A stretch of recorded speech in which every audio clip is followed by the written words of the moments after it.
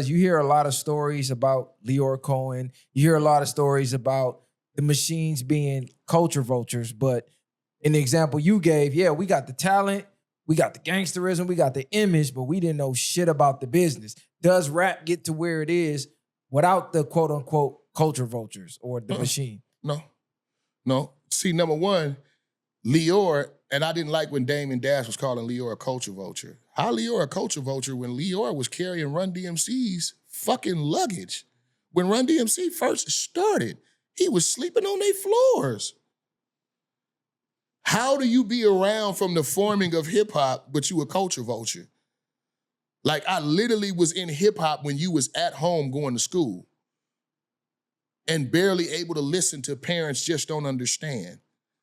I'm hip hop. I'm in hip hop. When Run DMC dropped My Adidas, I was part of hip hop. So that's not a culture vulture to me. You know what I'm saying? Drake more so a culture vulture to me. Yeah, you know what I'm saying? Elaborate on that. Elaborate. I need you to speak on that. Elaborate. This panel gets divided when we talk about this. I personally feel he an industry plant, and I'm gonna say this, the reason why, because he's never claimed to be black, he's Jew, and he was seen as something that the Jewish people can put at the forefront of our culture and control our culture by using him and making him the biggest thing within our culture. And what they did, if you notice, every single rap that came out in the last 10 years that was supposedly down for the culture or bad for the black community, from drill rap all the way down to Sexy Red, everything, they all used Drake to stamp them. Every last one of those fucking artists got a record with Drake. Every motherfucker that was talking about popping perks, drinking lean, fizzles, the knife talk, gun talk, shooting, all of them artists from Lil Durk, all of them got stamps by Drake. They used Drake to stamp them, to turn them artists into a star. That's a cold connection that I never looked at. Hold on, what did he say? He has the ability. We talk about the secret relationship between blacks and Jews. I think what you're saying is why he catapulted to the forefront, because he is part black, but he also does have business dealings with the Jewish community. That's why he always talks about. Oh no, he fully claims that he had a Hanukkah and everything. Like literally, when he was on Degrassi, you know what I'm saying. You can go. Somebody pulled it up. When you go to his acting sheet and things, when you get a description, it ain't black on there. On his thing for acting, it says Jewish. So he didn't claim no part of being black, which is why his daddy in the early years didn't fuck with him, and his daddy was MIA. You feel what I'm saying? That nigga wasn't fucking with black, period. No, nothing. Yeah. You feel what I'm saying? You know, because he know what I'm about to say. Do not change your drum on this beat today, because niggas just killed me when I was just saying that Drake needed niggas instead of y'all saying niggas needed Drake. Yeah. Let me rebuttal. Because he is saying what we saying.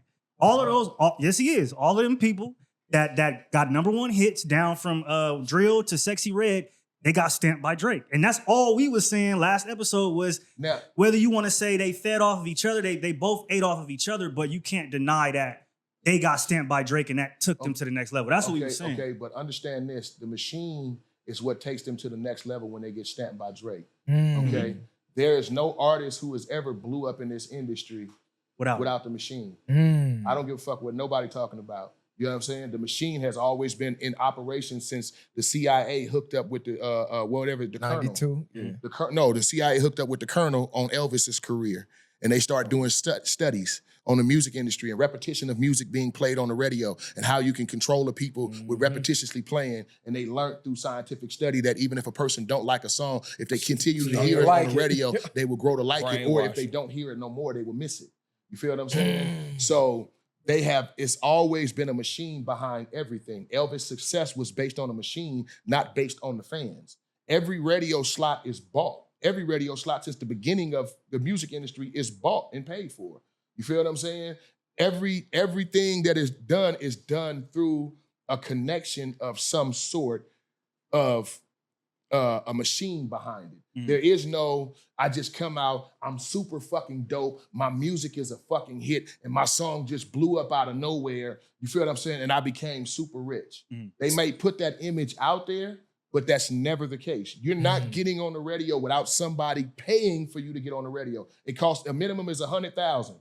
That's what it costs to get radio spins on any major market. You got to approach iHeartRadio with 100 bands. You feel what I'm saying? And then you're gonna make sure you get played on KMEL, you're gonna get played on 92.3 The Beat, you're gonna get played on Power 106, you're gonna get played in New York on Hot 97. That costs $100 to get on those major markets. You wanna start dealing with more markets like Detroit, Miami, and other little small venues like that, then you gotta come up with some more money. You feel what I'm saying? But this has always been this way since the fucking beginning. Since when LL Cool J was popping in his song, I'm Bad and all that, they was paying to put that on there. You know what I'm saying? When motherfuckers was getting to the top of MTV and on the box and all that shit had to be paid for. Matter of fact, I just seen a recent interview with my boy Richie Rich. Shout out to Richie Rich from the Bay. You know what I'm saying? One of my real partners. He one of the realest ones I've met, man. You know what I'm saying? He did an interview the other day and he was saying how his record went #1 on the box. You know what I'm saying? We was all signed to Def Jam. That was all our little crew right there. You know what I'm saying? From the West Coast that was signed to Def Jam. And he picked up the phone and he called Lyor. Lyor, I'm #1 on the box. I'm #1 on the box. I'm #1.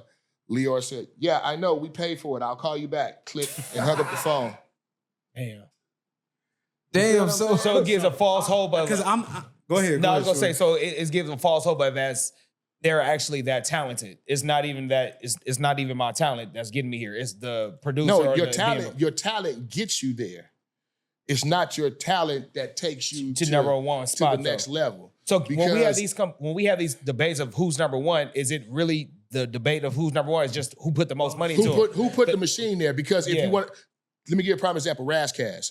There's not too many niggas that breathe that can fuck with Razzcast when it comes to rapping. Facts. But Razzcast never was in with the machine. You feel what I'm saying? Yeah. He tried. You know what I'm saying? Dr. Dre gave him that smash. Doom, doom, doom, He was supposed to have it in the club too, I heard. And he got a classic album too. Yeah, That classic song's album. nice. Yeah, facts. But because Razzcast never had that major machine that fucked with him to put him in the spot he needed to be in.